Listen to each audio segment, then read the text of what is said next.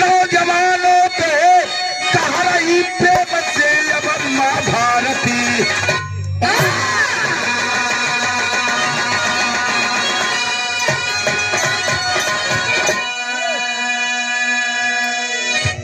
बड़ा बिरहा सुनेला। पहले ही बतौली कि हमारी आवाज में मात्र 5-7 दिन पहले एक थे 5 दिन पहले एक थे बड़हलगंज क्षेत्र का बिरहा आयल बा। बड़हलगंज क्षेत्र का बिरहा आयल बा जौने बिरहा का शीर्षक बा भागवत निषाद का न्याय पाप का फैसला। आखिर क्यों गोली मारे भागवत निषाद यही बड़हलगंज बगल के रहने वाले कचहरी में क्यों गोली मारे गौले हैं हम। लेकिन अब आपने सुना राजस्थान में एक छोटा मुन्ना इंद्र कुमार को पानी पीने की वजह से उस स्कूल का प्रबंधक मास्टर ने मारते मारते मार डाला, मर गया वो बच्चा। बताई हम धरती पर बड़ा गवैया गावेला, लेकिन कहानी ध्यान से सुनबा तो बड़ा आनंद आई। कहना बा गीत कलाई बा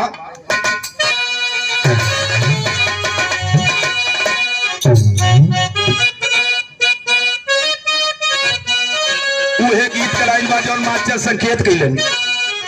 गीतिया के लाइन में भाव देवल गल का अरे बेइरादा अरे नजर मिल गई तो कोनो लड़का लड़की का बात बा कैसे अरे बेइरादा नजर मिल गई तो मुझसे दिल वो मेरा मांग बैठे है नजर मिल गई तो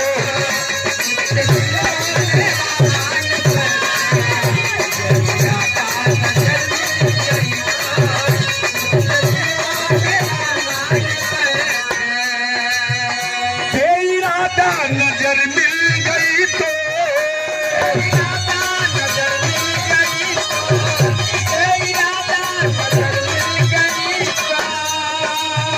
मुझसे दिल वो मेरा मांग बैठे है कैसे संभलेगा मास्टर साहब ये ऐसा दिल है कम से कम एक वजन बड़ा भारी है सबके बस का ना आज ढोलते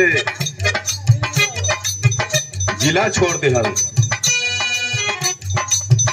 कैसे संभलेगा इनसे मेरा दिल कैसे संभलेगा इनसे मेरा दिल हाय नादान क्या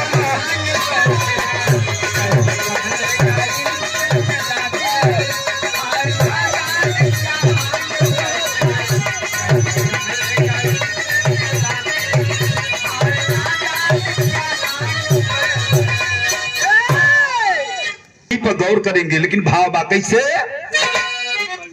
अरे बेवफा ना ध्यान से सुनबा तो सोचे पर मजबूर हो जाइबा कि बाहरे धरती बेवफा ना वफादारी होता बेवफा ना वफादारी होता बेमुरव्वत मुरव्वती न होती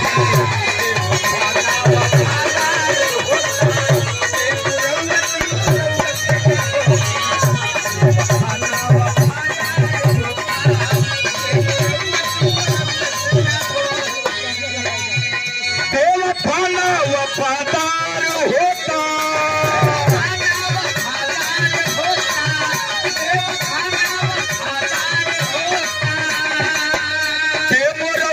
मोरवती न होती हाय हाय शर्मा जी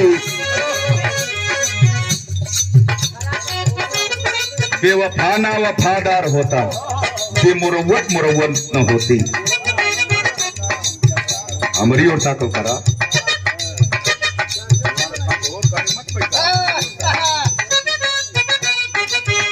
दिल लगी जो लगी जिंदगी से दिल लगी जो लगे जिंदगी से तो वतनाल पे मौती न होती।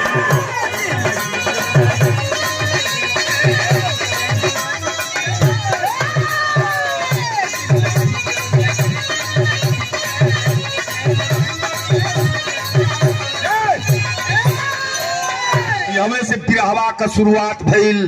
कहानियां बा कहाँ के भैया गौर करेंगे। भाव भैया वाला लगल कैसे।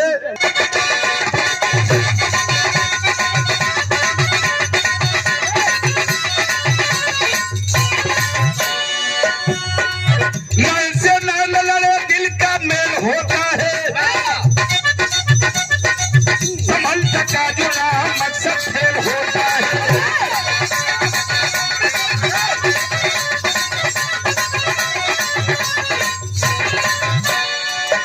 कहानी कहाँ के बा, बड़ा बिरहा सुनेला, बड़ा कहानी सुनेला, लेकिन अपने लाइन का ही बेजोड़ कहानी आज के जमाने का मोबाइल पर है। मोबाइल कितना बढ़िया है, कितना सही है, ये बिरहा में हम साबित कर दे। कहना बाका दिला जलाओ में उड़ई तहसील नामी है, वही के ठाकुर पहलवान सिंह सरदारी है।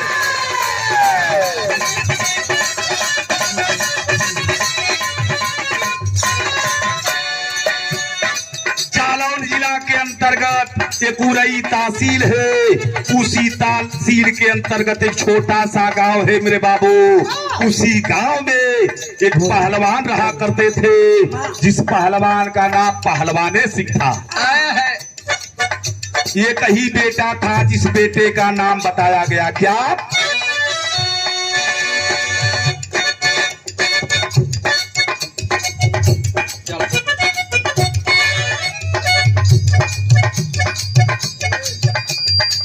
अच्छा वो बन जाए तो कौन मोहम्मद रफी से थोड़ा मत। हम जाने ला लोग दूसरे टाइप का है, हम जनता के कवर कैले चक्कर में रहिला। 20 गो तर्ज गाई गो से मतलब ना, हमार कहानी होके चाहे बिरहा का मतलब ही है, ये बिरहा है। ये सब तर्जमा रोज लोग सुने ला। भाइयों लोगन का काम चल जा, हमारों का काम चल जा। भाई बलौले हुआ लोग इतना वो खिस्सा हो जाए ना होगा, इतना दमाद चुरपुतना हो जाए। कहानी का भाव लगल कैसे। संजय सिंह हो नहार रहा, दलित की बेटी रंजना से करता प्यार।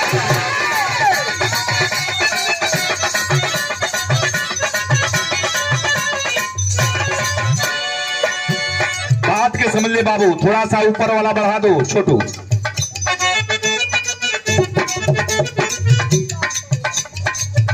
वो पहलवान सिंह का बेटा जिसका नाम बताया गया संजय सिंह, इंटरमीडिएट यानी 12 में वो लड़कवा पढ़त बा, जो ने स्कूल का नाम बा GIC इंटर कॉलेज। ये पंचो वही कॉलेजवा में एगो चमार जात का लड़की जेकर नाम बतावल गल रंजना। बिरहा के हम साबित कर दे, इंद्र कुमार जौन मेघवाल की हत्या हुई देखें, वही से साबित कर दे कैसे।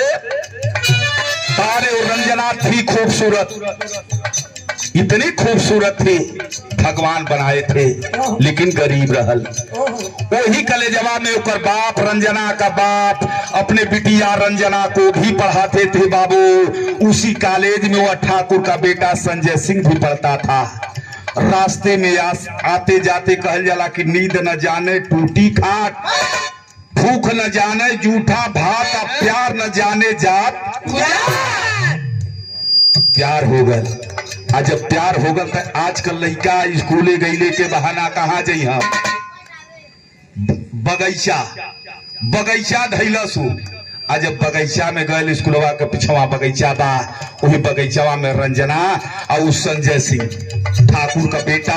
रंजना वो करे कोई पहलवान सिंह का लड़कवा, जो संजय सिंह रहो करे जगिया पर पैरवा रख के, ये मीनाक्षी राज वही पर सुतल बा, और संजय वो करे पलवा में सुगरावत। यह प्यार अच्छे लाल मास्टर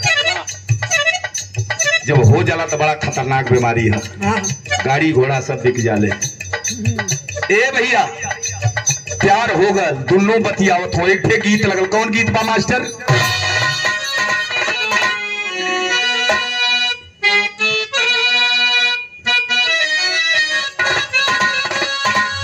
वही गीत का लाइन बा कि अखिया, अरे लड़ल बा जब से मीनाक्षी नीचे अखिया लड़ल बा जब से दिल में करार नहीं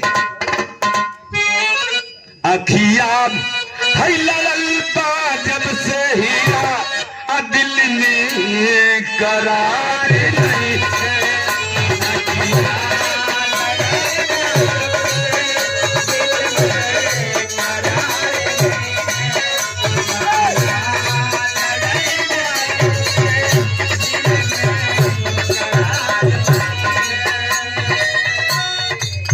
इतर रहल तर्जमा से नीक गनवा में भाव बा। वो धीरे धीरे देखा प्यार है लड़की वही जांगी पर सुतल बा रंजना लड़का यही बारे में सहलावत बा। शुभम बाबू सहलावत बा कहत बा का वो लड़किया कहे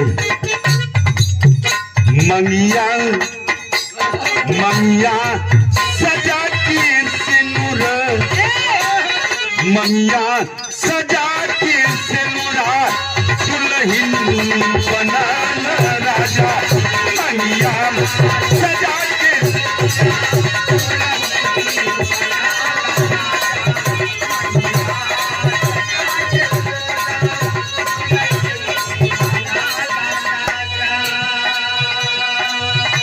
सबसे छिपा के हमके अपना बना राजा हो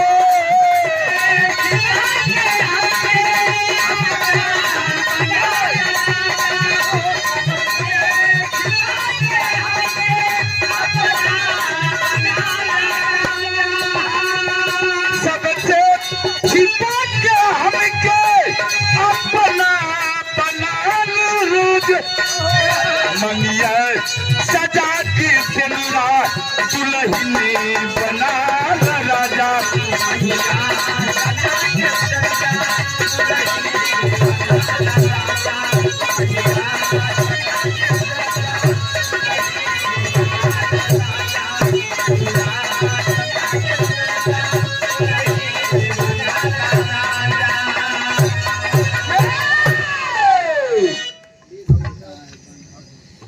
आखिरकार बाबू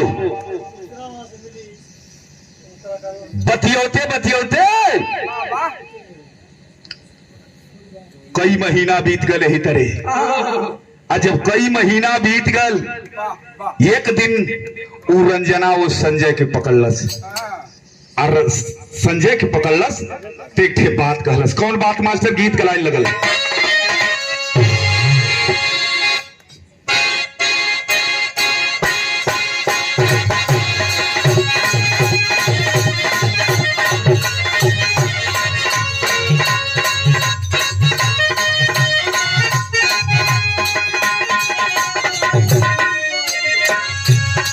उहे गीत का लाइन बा जौन मास्टर संकेत कैलन। कौन गीत का लाइन बा? गरम भइल पश्चिम टोली कहे चली जाई गोली गरम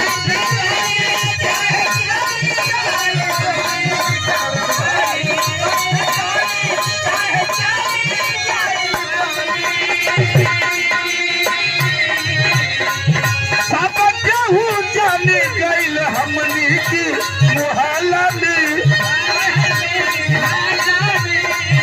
सब केहू जाने गइल हमनी की मोहल्ला में छोटा की धराइल दिया उवरा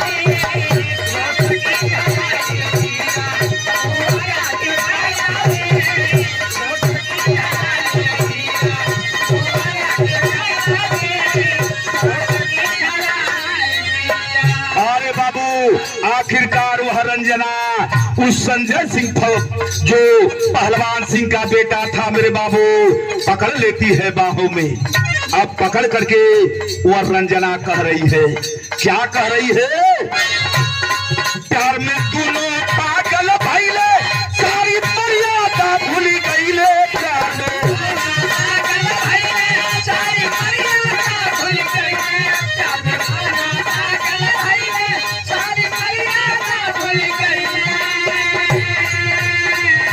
प्यार में उमरिया ये बाबू है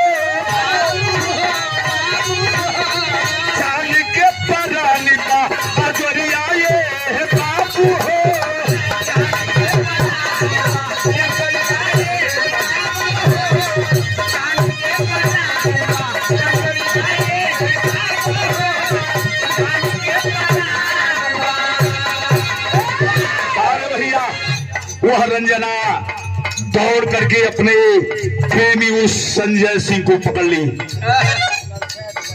बारे बाबू आखिरकार बाही में वो रंजनवा पकड़ ले बा। गरीब का बेटी है, गरीब का बेटी है ये बाबू, बाही में पकड़ ले बा हो पंचो। कहते कि अरे संजय तूने तो मेरी इज्जत को तार तार कर दिया है, लेकिन एक काम करो मुझसे अब शादी कर लो। जब इतनी बात कहलस तो नतीजा का निकलल, भाव लगल। रंजना कहली ले दुल्हन बनाई,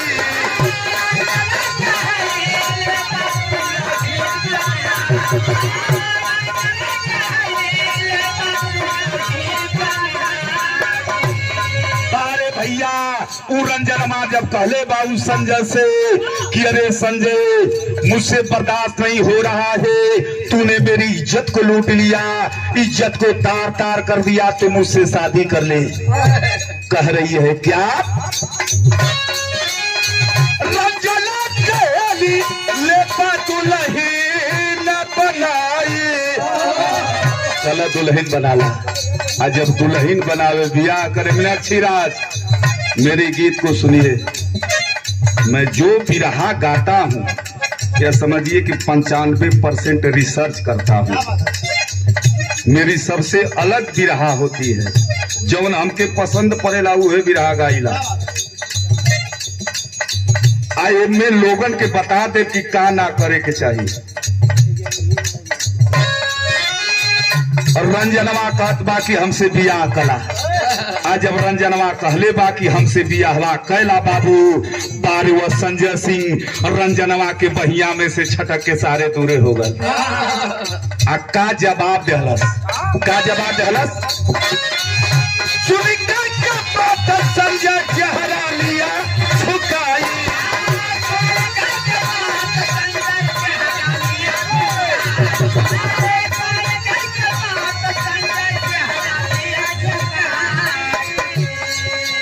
जब दूर हट गया वो संजय, तब वह रंजना कहती है कि अरे बाबू, अरे मेरे सोना, अरे मेरे जानू, दूर क्यों हट रहा है? तब वो संजय कहलस, सुनिहा बिरहा सुने वाला भैया, बारे बाबू काऊ रंजनवा से वो संजय सिंह ठकुरवा कहलस। का कहलस?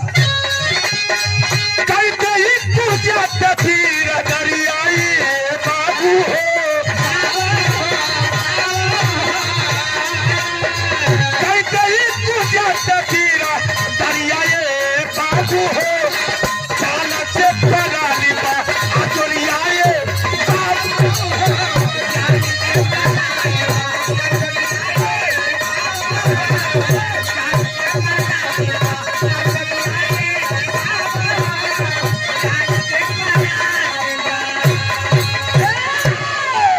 पंचो, जब इतनी बात तू सुन ले बा, ठाकुर का बेटा संजय सिंह कहा कि अरे रंजना तू चमार जात से है, मैं ठाकुर बिरादरी का हूं,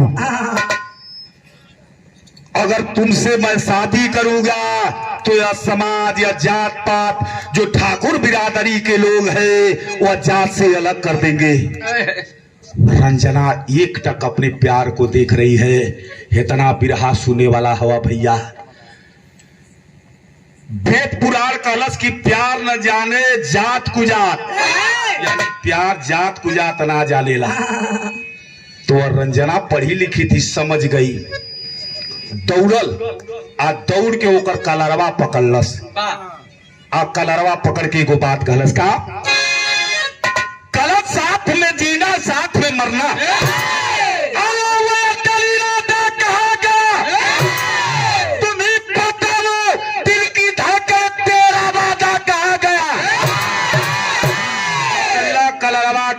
भोसड़ी वाले 4-5 चप्पल मरला सोई गलवा पर, करे तोरी। तब तक कहत रहे कि तोरी बिना मर जाई, जहर खा ले, 2 गिलास शीशा पी ली हले लैला का फोड़ के, पेप्सी पिए के दिहली, तब थम्सअप का बोतल पी के शीशवा पिए शुरू कर दिया। आया भागत हुए, मूड़ी नीचे लटक गई। कलश के ऐसा ठाकुर बिरादरी से हटा दिहल जाई। कल चल हट, मैं फैसला करूंगी। गरीब की बेटी पहुंच गई, उसके दरवाजे पर पहलवान सिंह सवेर का टाइम बा, कुश्ती लड़के आया है, निंगोटा रखले है, बैठल है। तौले पहुंचल लड़की, चेहरा देखता है वह पहलवान सिंह, अरे कहां गए? कल हुई चमरौटी में। कल कैसे अली? खड़ी है, दिखे हाथ जोड़ के। कलश की आपका बेटा संजय सिंह और हम एक ही कॉलेज में पढ़ते हैं, दोनों प्यार करते हैं। मैं आपकी बहू बनना चाहती हूँ, संजय सिंह से शादी करना चाहती हूँ। निगोटवा दूरे फेंक दिया, खड़ा हो गए। खड़ा होके एक बात कहलस कि हंसा कसाई रावण जैसा।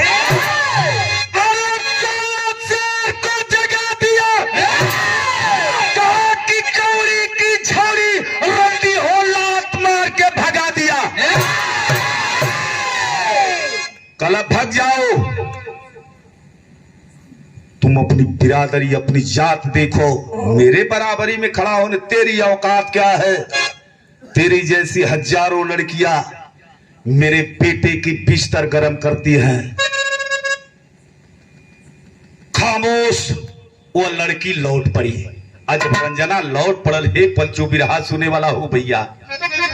आइल बा घरे बाबू, बाबू का अवस्था 60-70 के ऊपर पहुंचल है। वही चारपाई पर सुतल हुआ बाबू। बेटी आ गईली, देख तोर माई घर में है, कुछ खाना खा ले। भगवान हमरे बाबू स्वर्गीय रक्षा यादव गावेलन, 7 पुस्तक बेटा तारे 21 तारे बेटी। हे बिरहा सुने वाला भैया, दौड़ के रंजनवा हो अपने बाबू के पैरवा पर मुड़िया रख लेलस। झर झर झर झर रोवे लगल हो पंचो, और रो के एक बात कहलस। मास्टर गीत बढ़ी और बढ़ा, चला ठीक और बढ़ा ऊपर से बताई। और रोवत पा लड़किया कहत बा, और हे गीत के लाइन बा, अरे कही दा भौजी। रोवत पा रंजना का कहत बा, वही पांव पर गिरल और रो रही है। का कहलस, अरे तुआ पावती घरवा ये भैया, अरे तुआ पावती घरवा, अब पहुंचल बा माया नवा हो।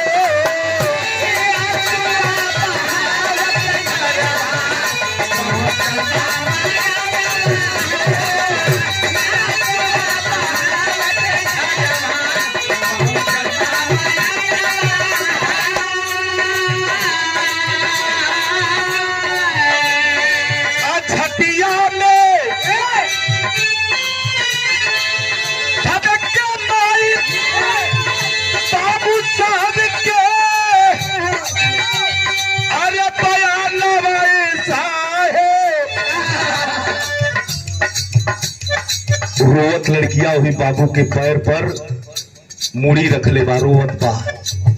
अटौले आगे आगे मत चला। रोवत बा लड़की। कलश किए बाबू, बड़ा गजब हो गल हो। बाप उठ के जौन बेटी रोवे लगल, धरती का कौन बाप रही हो भैया। बाप उठ के बैठ गल, चेहरा ऊपर गई। का भले बेटी, केहू कुछ कहले हा, केहू मरले बा, कुछ गरियौले बा? कहला ना ए बाबू, ई तोहार बिटिया लूट गईले बाबू। सारी वाक्या बतावे लगल। और जब वाक्या बतावे लगल तो बाप अपनी बेटी को गले से लगा लिया। रो करके वह बाप कह रहा है क्या, रोआ जानी बेटी बाबू धीरज की बढ़ावले हो।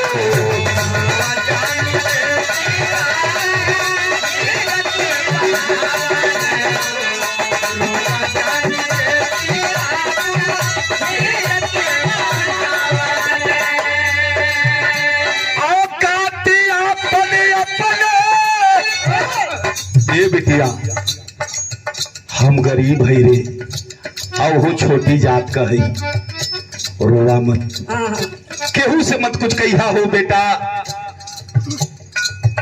अब तो जौन भयल तौन भयल, बाप समझावत, गरीबी है, लाचारी है।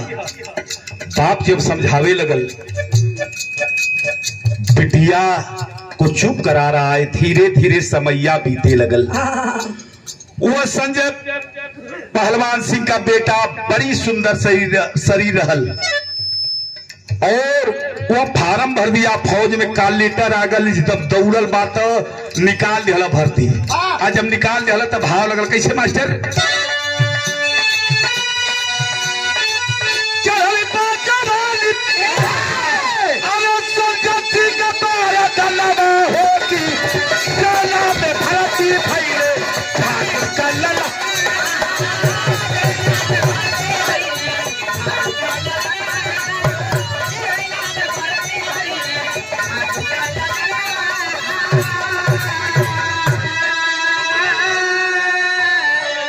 भर्ती हो गया सेना में। और जब भर्ती हो गया, ड्यूटी लगी है कहां पे, बॉर्डर पे ड्यूटी लग गई। आज जब ड्यूटी लग दे रे भैया, बॉर्डर पे जब ड्यूटी लगी है, उस समय हमारे हिंदुस्तान का चुनाव होने लगा। भारत में जब चुनाव आया, अरे पूरे देश में मचा था शोर, चले दिखाने नरेंद्र मोदी सत्ता का तब अपने जोर। आखिरकार हिंदुस्तान के प्रधानमंत्री ऐलान कर दिए कि आतंकवादियों का मेरे रहते कोई खैर नहीं है। ड्यूटी लगी है। आखिरकार एक दिन कुछ धीरे भैया, कुछ आतंकवादी हमला कर दिए एक फौजी टुकड़ी पर, जो सर्जिकल स्ट्राइक मोदी साहब ने किया। एक गोली आती है सनसनाती हुई, संजय सिंह को जो फौजी पहलवान सिंह का बेटा है, बाएं जंघे को चीर कर निकल गई।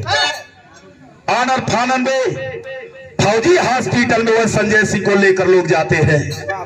भर्ती हो गया, ट्रीटमेंट जब शुरू हुआ, दवा जब शुरू हुई, धीरे धीरे ठीक होने लगा। और जब ठीक होने लगा तो गीत का लाइन आगे बढ़ गए। कैसे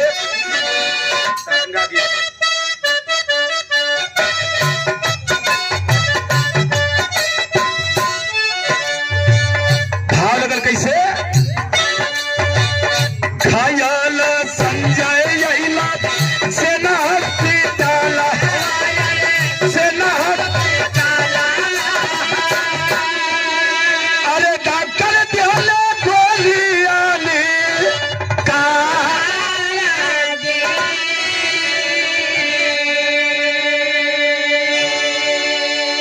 गोलियां तो निकाल गई बाबू, लेकिन बारे पंचो वह संजय धीरे धीरे ठीक होने लगा। एक दिन सेना का ऑफिसर आया, का नाम रहल, सेना की ऑफिसर के सिंह जी शाबाशी होती हले, धनी पालो भरा पी के ला,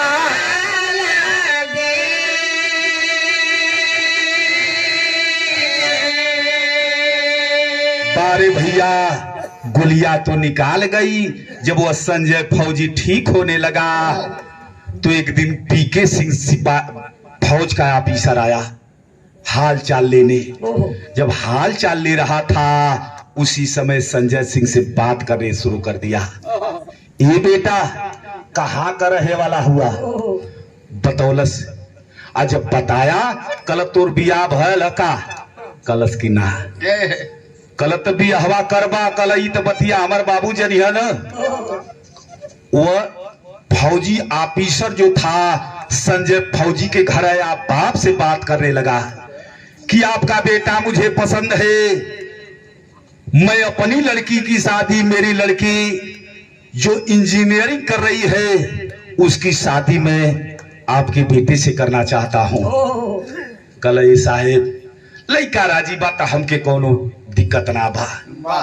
वो संजय फौजी का शादी हो गई 2 महीना छुट्टी बितौलस। जब जाए लगल बाबू कहला तो तजात हुए ड्यूटी पर, मर्द में हरारू हमन का घरे नहीं जाई, पतोई घरे रह के का करी, कोनो व्यवस्था कर बेटा एहू के ले जो। अब वो लेके उहे ड्यूटी पर पहुंचल। आज जब ड्यूटी पर पहुंचल हो भैया, तब में हरारू घर में बैठा के कभी रात ड्यूटी कभी दिन ड्यूटी लगल बा संजय फौजी का। मैं हरारू एक दिन बाई पकड़ कहो तू रहेला ड्यूटी पर, घरे हम बोर हो जाइला। कल तब कल कुछ ऐसा दे देता कि हम वही में मस्त रहती। एगो सैमसंग का बड़ियार का मोबाइल दिला टच वाली। कल ले ई व्हाट्सएप बनौलस, तौले एक दिन फेसबुक बना दिलस। आज जब फेसबुक बना दिला तो एक दिन वही फेसबुकवा पर एगो डॉक्टर का फोटो आई। फोटोवा देखलस बड़ा खूबसूरत है, लाइक कैलस। फिर दूसरे दिन वो डॉक्टरवा फिर अपन फोटो डालस, फिर कमेंट में लिखलस वाह सुपर। तीसरे दिन डालस तो उधर से होकर कमेंट आया कि जरा अपना नंबर दीजिए। और नंबर जब पौला तब बतियावे लगना सर। अब बतियावे लगना तब बिरहा आगे बढ़ गल। फल का घरवा में बैठल मीसा बदुल से फंसी हो गई, बदुल से सब का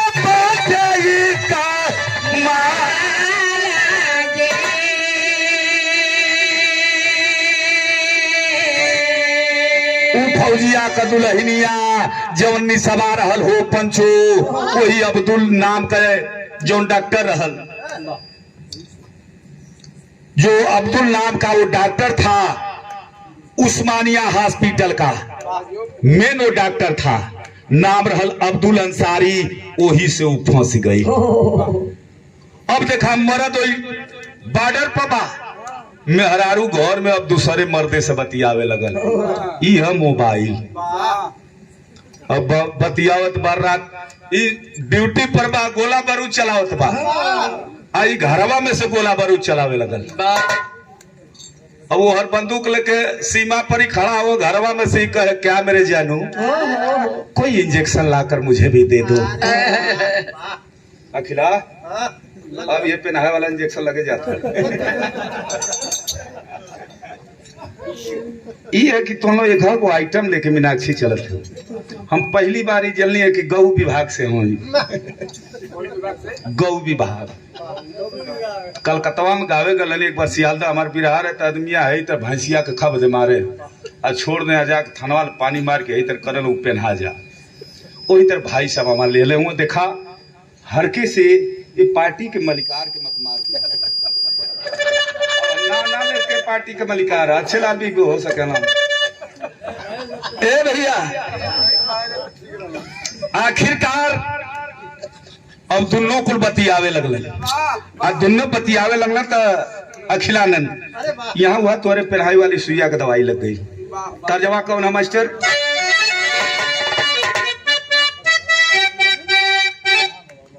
तनिष अरे सावन महीना अरे सावन लागेले आ काला तिल गाल पे अरे कोरैया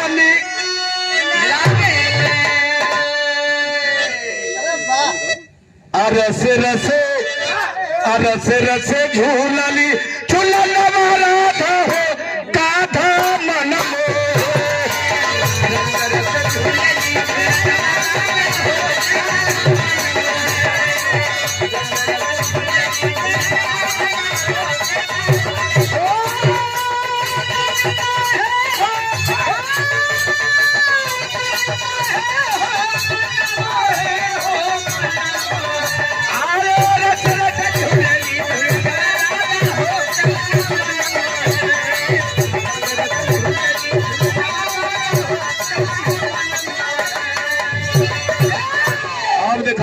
का मरद गल बा ड्यूटी पर उ फौजी आई अब्दुल अंसारी से लगल है का कहे आई अब्दुल से मीठी अरे बात बाती आवली घरवा में आपले उ यार की बोलावली तोहरा बिना आवे ना चाहन वाला जाओ मनवा लागे ना हो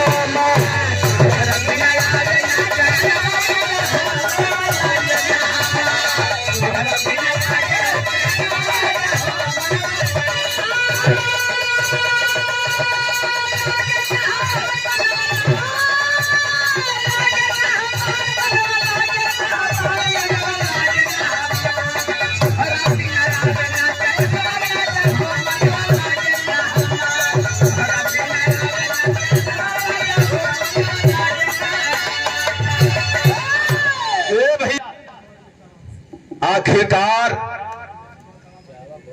कई रात बीत गल 50 रुपया हमरे राजू कई रात बीत गल एक रात पूछलस वो अब्दुल अंसारी डॉक्टरवा कि अच्छा निशा ये बताओ तुम्हारा मन करता है कि नहीं मुझसे मिलने का कलम मन करत है मन के पूछत हवा अरे हमार बस चले तो हम चिड़ई बन के उड़ी होती तो ही लगावा तब वो अब्दुल अंसारी समझ गया कि मेरे प्यार की गिरफ्त में आ गई और दोनों मिलने का करार कर दिए।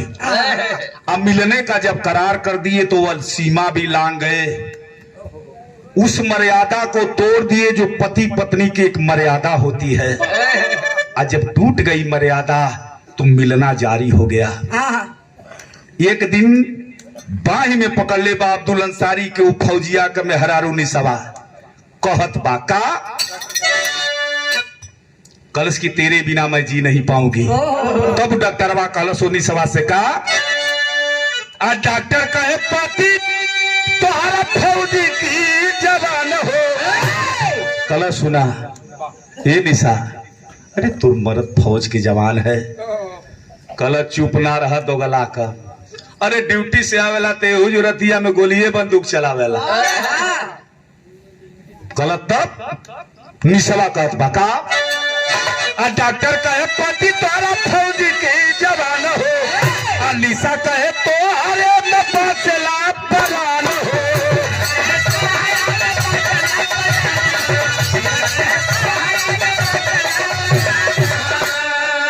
गलत किए तेरे जिंदगी भर कैसे रहल जाई।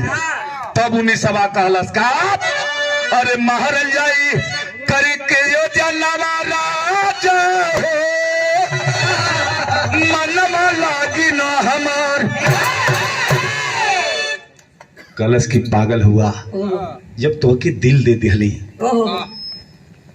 तब मार सकीला अपने पति के योजना बनाई तो के शामिल होके के परी। धीरे धीरे 1 साल के दिन हो गल हो भैया। जब 1 सलिया के दिनवा भैल बा बाबू बारे पंचो ऊ दिन आगल जौने दिन के लोग सालगिरह कहेलन। आखिरकार निशा अपने पति संजय को पकड़ती है। कलश की सुना यार तुहके कुछ याद है। कल का कल भुलक्कड़ हुआ आज हमारे शादी का सालगिरह है। कल तो करना क्या चाहती हो।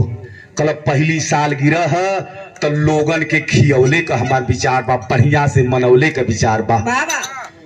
छुट्टी मंजूर कराया रुक गया क्वार्टर पे खाना बनाने वाले को बुलाया खाना बनना शुरू हो गया। सालगिरह मनाने की तैयारी शुरू हो गई। धीरे धीरे खाना खाकर बधाई देकर जब सब लोग अपने अपने घर को चले हैं बाबू बारे पंचो सिंगार वह कैले बा। निशा सिंगार करके भैया भैया सिंगार करके आज पति के सामने आती है। बारे पति वह फौजी जवान जब अपनी दुल्हन को देखता है एक टक देखने लगा। वो निशा कहती है क्या देख रहे हैं। कल किसी अप्सरा से कम नहीं है, तू देवी की तरह लग रही है। तब दौड़ करके बाहों में पकड़ लिया, दूर हट गई। कल ये तरह ना है। अलमारी खोललस, खोल के अलमारी एगो बोतल निकल, घोड़ा दौड़ावे वाली दवाई। कल राजा पहले ही चली, कल मैं बनाऊंगी अयोर पिएगा। गिलास रखलस, कल चिखना है घुगनिया वाला। गिलासी में ढारे लगल, पहले बनौलस पटियाला पैक, कल के हचाक दे मार लेलस। दूसर का बनौलस तनी है चिल्लू पार विधानसभा वाला पैक, ओहो मार लेलस। और तौले हच दे बना दिलस टाणा हरशंकर तिवारी के गौवा वाला, ओके मरते में बाबा हुआ बोले। अरे वाह,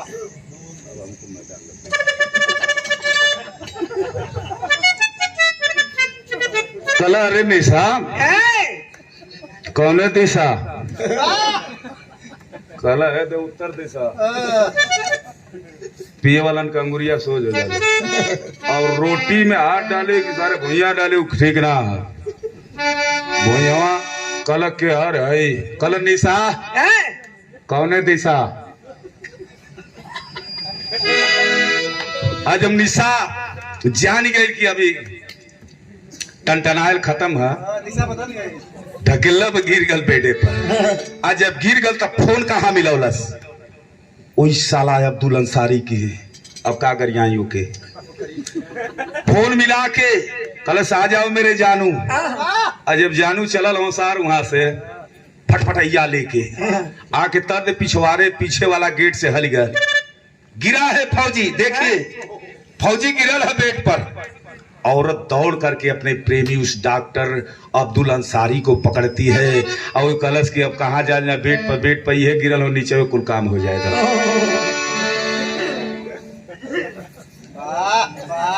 होगा चीला चाय होगा काम हो। ए भैया आखिरकार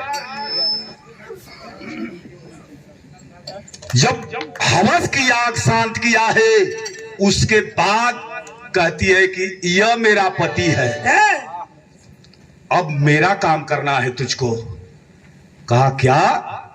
चाकू हाथ में देती है, गोली चलेगी, बगल के लोग जग जाएंगे। चाकू ले करके वह अब्दुल अंसारी उस फौजी के सीने पर बैठ गया। आज जब बैठा है तो कितना आदमी शराब पियले रहे बाबू, लेकिन धीरे से उसकी आंख खुली है। आज जब आंख खुली है तो एक अजनबी को देखता है। आज जब अजनबी को देखता है तो बोलना चालू कर दिया। का कहलस मास्टर?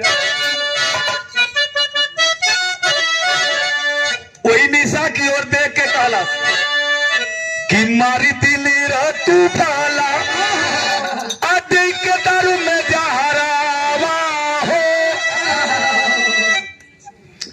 अरे कहे के करावेलू बवाली गुजरिया। कहलस अरे पागल, दारू पिलौली, उसी दारू में जहर दे दी होती तो मैं मर गया होता। इतना बवाल करने से क्या फायदा? कल मर तो गया होता। सीने पर बैठा है अब्दुल अंसारी। कल ये भैया के हम जानत ना है क्या हुआ, लेकिन एक हाथ जोड़ के तो से विनती करत है, अगर जाना चाहती हो तो इनके साथ चली जाओ, मुझे छोड़ दो। क्यों? काहे? अरे कुछ ना सिखाई थी कारब, आई नहीं के साथ जइहा। अरे लेकिन कहे जब लालू चंडालू गुजरिया। सरे पागल, इन्हीं के साथ जाना चाहती हो, चली जाओ, मैं कुछ नहीं बोलूंगा, लेकिन एक ठे घटना घट जाई। ए भैया, कलश की हम तो मरिए जाई, हमारी साथे के मरी? अब मरी जई है माई बाबू हमारी मौतिया से, अरे बनिया कलौता अरे लालू गुजरिया। कल सरे पागल अपने माई बाबू का इकलौता बेटा है। माई बाबू जनिहा कि बेटा हमार ए तरह मर गल, बिना मौत के मर जाएंगे। तब तक आवाज देती है उसकी पत्नी निशा, अरे प्यारे डॉक्टर क्या देख रहे हो, जल्दी काम तमाम करो, पहला वार करता है। और जब पहला वार करता है बाबू, वो फौजी समझ गया कि मेरा प्राण बचेगा नहीं। दूसरा वार करता है, तब तक वह फौजी चिल्लाना शुरू कर दिया। और जब चिल्लाना शुरू कर दिया तो बगल के क्वार्टर के लोग अभी जाकर सोने की तैयारी कर रहे हैं। दौड़ दिए और दौड़कर जब क्वार्टर के पास आकर दरवाजा पीटना शुरू कर दिए मेरे बाबू। और तब तक समझ गए कि लोग आ गए। वह निशा व डॉक्टर दोनों पीछे वाले गेट से भगे हैं। दरवाजा तोड़कर जब बगल के लोग अंदर आते हैं तो देखे फौजी लुहान पड़ा है, लहू लुहान छटपटा रहा है जमीन पर। लोग आनन फानन में लेकर चल दिए। अल्मोड़ा हॉस्पिटल की तरफ जब चले हैं बाबू, उस समय बिरहा गजब हो गल। कैसे मास्टर?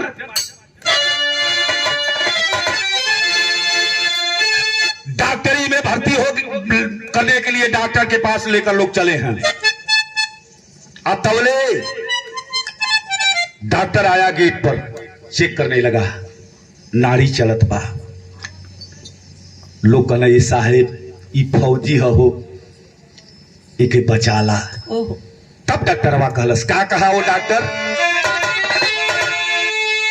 अरे देखी के हालतिया बिहारला छतिया, अरे भला मुरझाइल बाछू काना।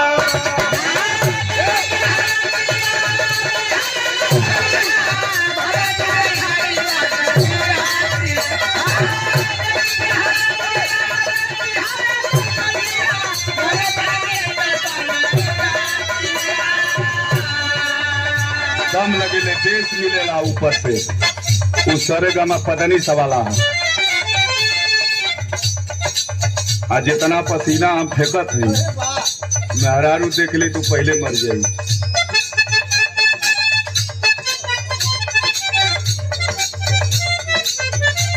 डॉक्टर नाड़ी पकड़ ले है, का कहत बा? देखी क्या हालतिया बिहारला छतिया, मुरझाइल बाछू कानावा।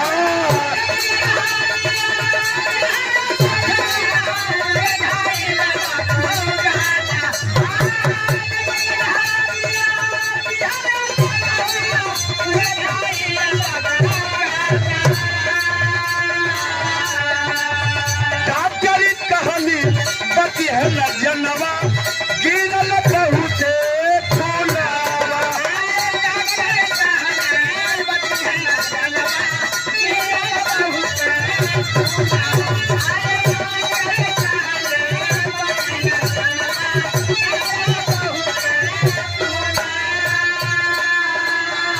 बारे भैया बिरहा सुने वाला है पंचो हे दादा, वह डॉक्टर नाड़ी के टोले बा।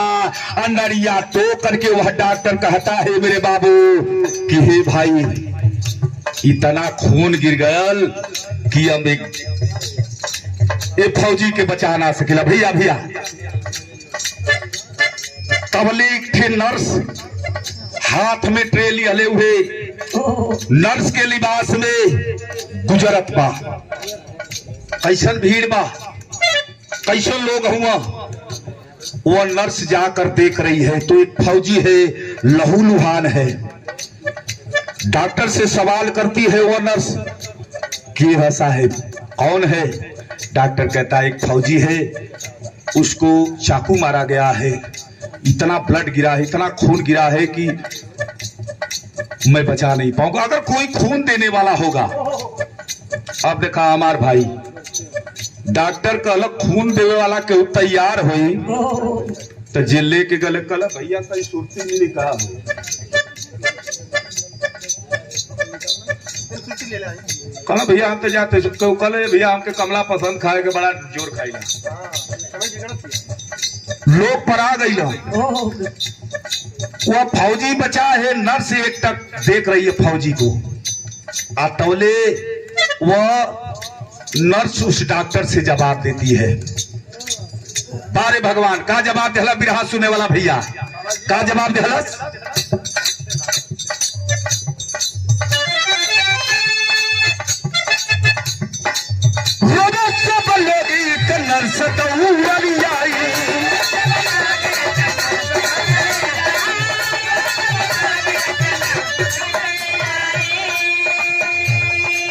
बारे भैया हे दादा बिरहा सुने वाला हो वो कहलस नर्स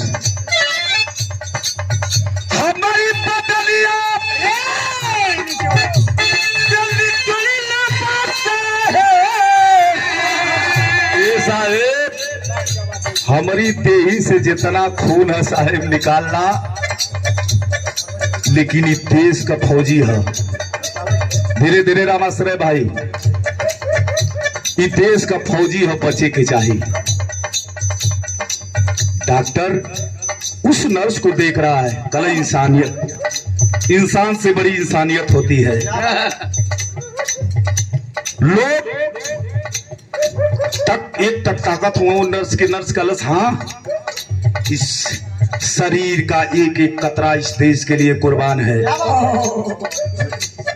ले गए लोग नर्स का खून निकाला गया फौजी को चढ़ने लगा खून और ऑपरेशन शुरू हो गया एक हफ्ता बीतल बिरहा सुने वाला भैया गौर करेंगे वह फौजी जब ठीक होने लगा तो डॉक्टर पहुंचा है उस फौजी संजय के पास अब तू ठीक हो रहा है क्या हाल है कलश बिल्कुल फाइन है कलश की यह तेरी जो जिंदगी नई मिली है जानते हो किसके सहारे मिली है कौन दिया है कलन ना साहब आपका देन है कलन नहीं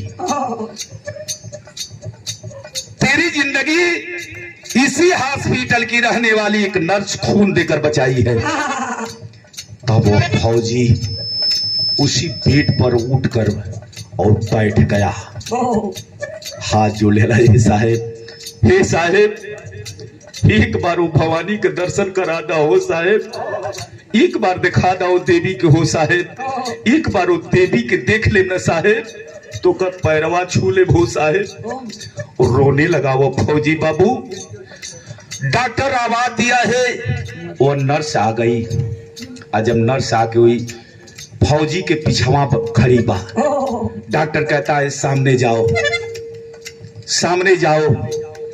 आज जब सामने जाने के लिए कह रहा है डॉक्टर तो फौजी बोल पड़ा का कहलस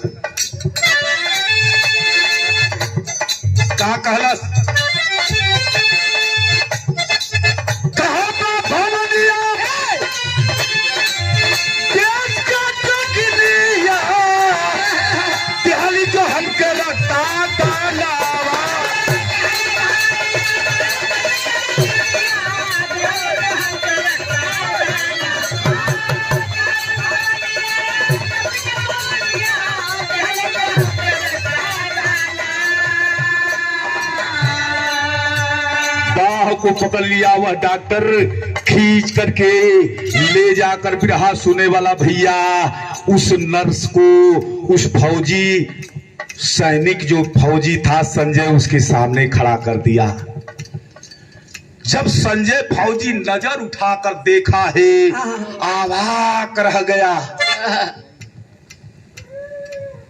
एक आवाज एक नाम मुंह से निकलता है अरे रंजना तू और इतना कह कर कि उसी पेट पर बाबू जार बेजार होकर वह फौजी रोने लगा हो पंचो कलश की कहाँ रहली रे पगली वो नर्स बोल रही है बोलत ना बा बाबू बोलत ना बा नर्स लेकिन वो फौजी रो रहा है और रो करके एक बात कहता है का कहलस मास्टर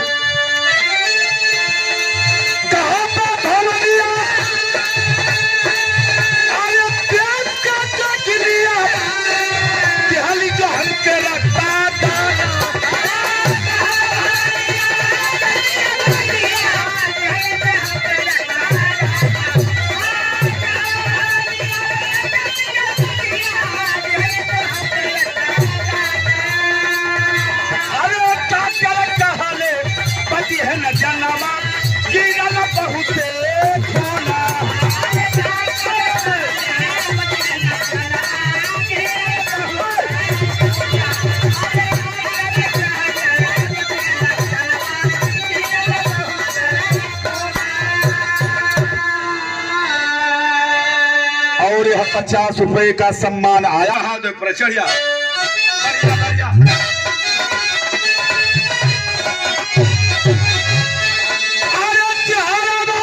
दिखाई तो हके नफरत होई हृदय देखत मोर परछाई।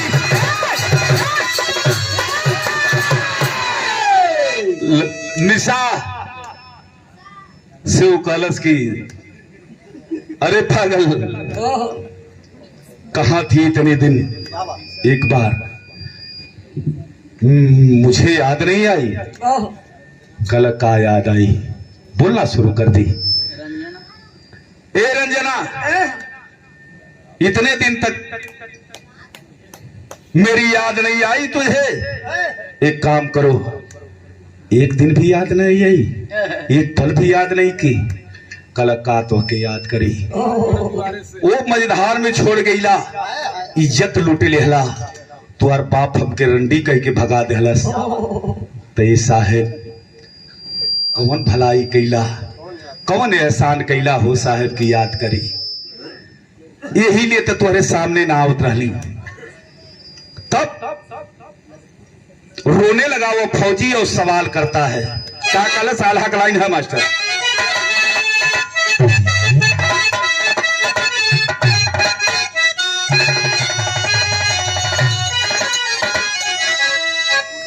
आल्हा के लाइन में वो फौजी पूछत बा। का पूछलस मास्टर?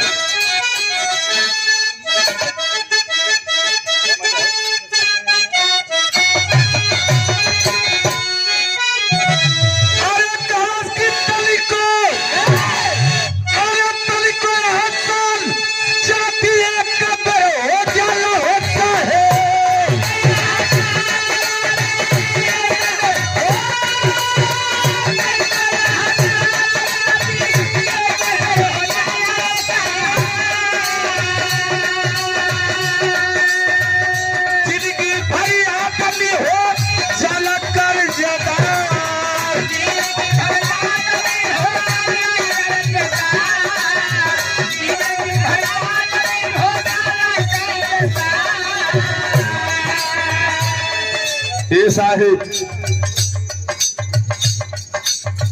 एक बार एहसान होला, अगर इंसान है तो जिंदगी भर याद करेला।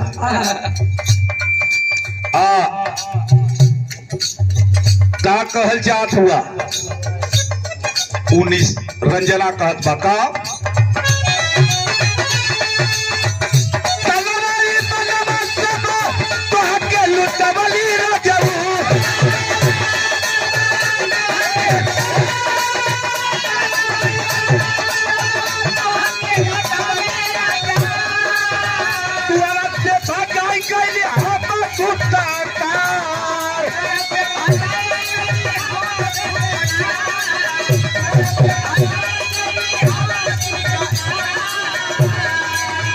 यार बाबू जब भगा दिलन तब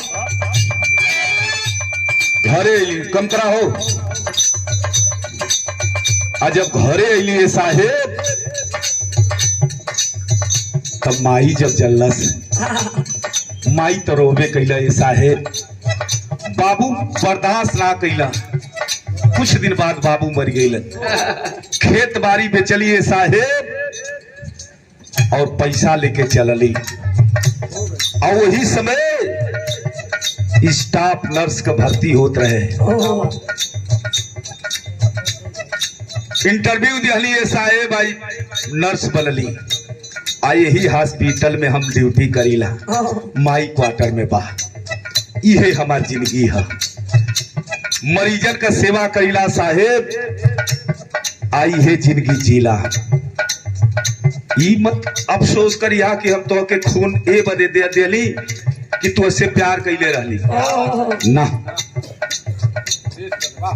मैं आपको नहीं दी, मैं अपने कर्तव्य, अपनी इंसानियत का पालन किया। हमने इस देश की उस जवान को खून दिया जो इस देश की मान मर्यादा को बचाता है। तो ए साहेब ओकर फिकर मत करिया, एक काम करा, हमार कौनो एहसान ना, हमके ई मत सोचिया, बस हम तो ऐसे विदाई लेवल चाहते, पहिया पकड़ लिया संजय और रोवे लगल। आ जब रोवे लगल तो भाव आगे, गीत बिरहा आगे बढ़ल कैसे?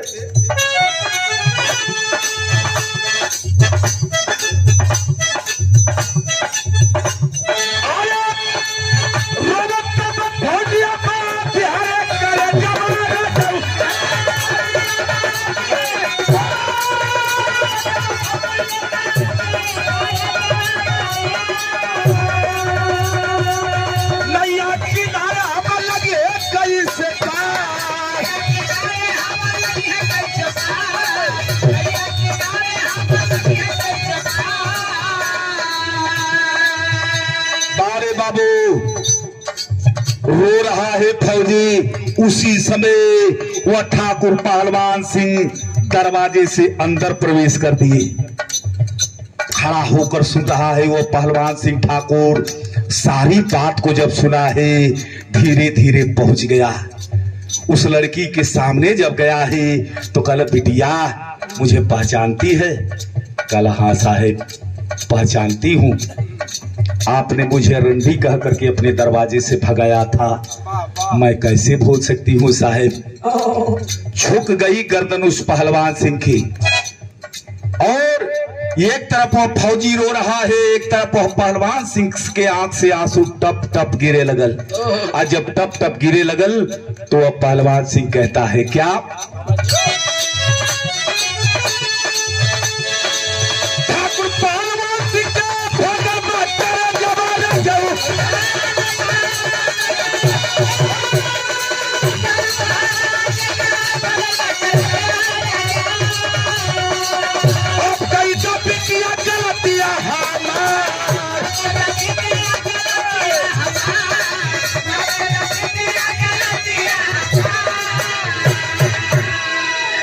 भैया पहलवान सिंह हाथ जोड़कर खड़ा हो गया।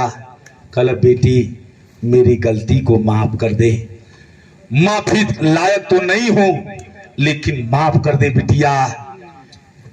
वो रंजना एक बार उस फौजी की तरफ देखती है जो पेट पर रो रहा है, एक तरफ बाप रो रहा है। डॉक्टर के समझे ना था कि का ही होता। डॉक्टर जब माजरा समझा है तो हाथ जोड़कर उस लड़की के सामने खड़ा हुआ।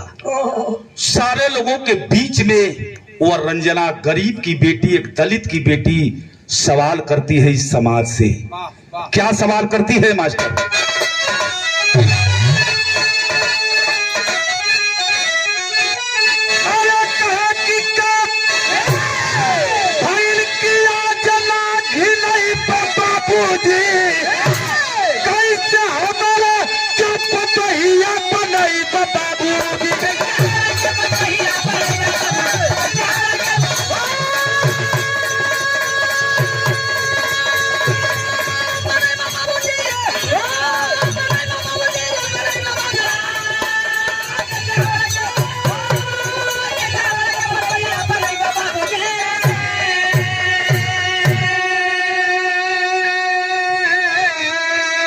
कलश की का भैल की आज ना घिनैबा बाबूजी, कैसे हमारा के पतोहिया बनैबा बाबूजी।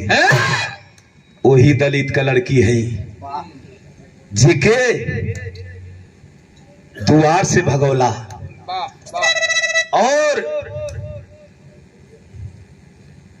आज हाथ जोड़त हुआ। सब लोग खड़ा हो गए हाथ जोड़ के, बेटी माफ कर दे, यह मर जाएगा।